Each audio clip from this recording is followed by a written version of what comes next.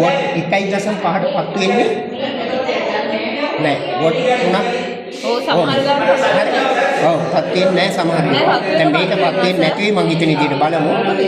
මේකේ රිනනේ රින කළු පාට එක අපි ඔන්න එකේ කෙටි එක සම්බන්ධ කරා එකට. ඊට පස්සේ ධනාග්‍රේ. හරි? නෑ නෑ නෑ අපි බලමු. දිග වැඩි එකනේ ධන. ඔව්. අපි තව එකක් බලමු. දිග වැඩි දිග. හරි. කොහොමද ටීචර්?